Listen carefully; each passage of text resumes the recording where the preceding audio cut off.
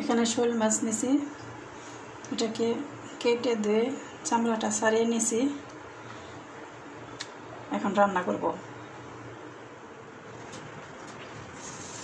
আমি এখানে 3টা শুকনো মরিচ দিয়ে দিচ্ছি তেলের মধ্যে।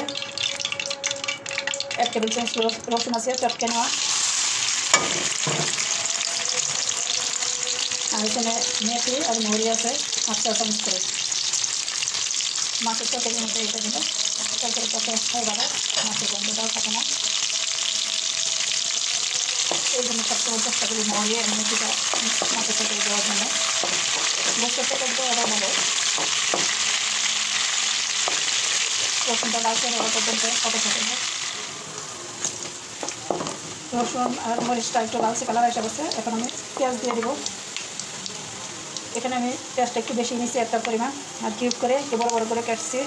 কারণ এই তরকারির মধ্যে আমি একটু বেশি পেঁয়াজ দিতে পছন্দ করি, আর পেঁয়াজটা একটু আস্তে আস্তে থাকে, এটাই ভালো লাগে। পেঁয়াজটা একটু নরম হয়ে আসবে, পরে কাঁচি মশলা দেবো। পেঁয়াজটা একটু নরম হয়ে গেছে, এখন বাদ বাকি মশলা দিয়ে দিচ্ছি। এখানে আদা রসুনের পেস্ট আছে, সামান্য দিয়ে দিলাম। আর এখানে আছে ধনিয়ার গুঁড়া, মরিচের গুঁড়া, হলুদের গুঁড়া, লবণ। একটু নেড়ে চেড়ে নেব।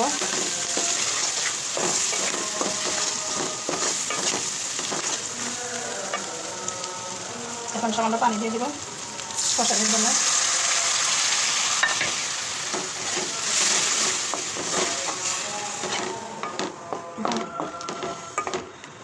কষানি হয়ে গেলে পরে তেলটা উপরে চলে আসছে, কষানি হয়ে গেছে। এই যে পেঁয়াজটা দেখছেন সেইরকম বড় বড় হয়ে গেছে, এরকম পেঁয়াজ থাকলে ভালো লাগে। এখন এই পর্যায়ে দিয়ে দিচ্ছি টমেটো।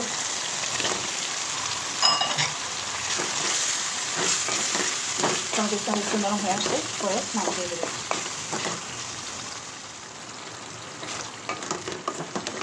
এই তো মোটামুটি একটা কষানি এসে গেছে। এখন আমি মাছগুলি দিয়ে দেবো।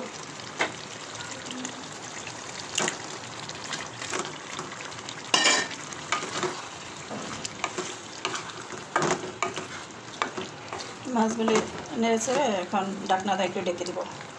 কষানি এসে গেলে তারপরে আলু দিয়ে দেবো।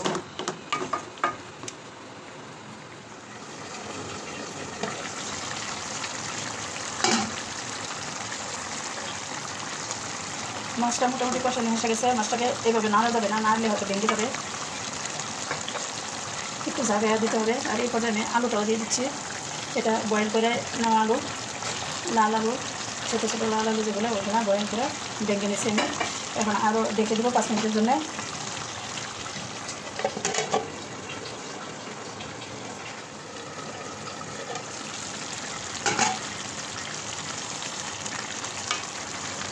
এখন আমি এটার মধ্যে পানি দিয়ে দিব।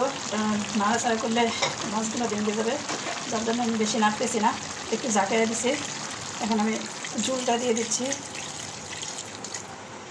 আমি এটার মধ্যে একটু ঝোল রাখবো, মাখা মাখা, এত বেশিও রাখবো না, মানে বোনা যেটাকে বলা হয়, আলু দিয়ে শোল মাছের বোনা।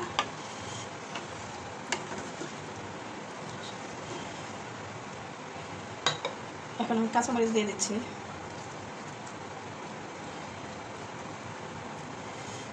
এখন আবার ডেকে দেবো। জিরা পাউডার দিয়ে দিচ্ছি। জিরা পাউডার দিলে তরকারি টেস্টটা বাড়ায় দেয়, এই জন্য হওয়ার হওয়ার 2 মিনিট আগে জিরা পাউডারটা দিয়ে আর একটু ডেকে জাল করে তারপর চুলা বন্ধ করে দেবো।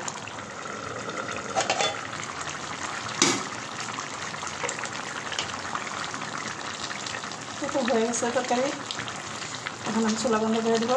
এইভাবে রান্না করে দেখবেন, ইনশাল্লাহ অনেক মজার একটা তরকারি হয়েছে। রেসিপিটা কেমন হয়েছে কমেন্টে জানাবেন, আর একটা লাইক ও একটা শেয়ার দিয়ে পাশে থাকবেন। আর পরবর্তী নোটিফিকেশন পাওয়ার জন্য বেল বাটনটা অন করে রাখবেন। রেসিপি আপলোড হওয়ার সাথে সাথে নোটিফিকেশন পৌঁছে যাবে আপনার কাছে সবার আগে।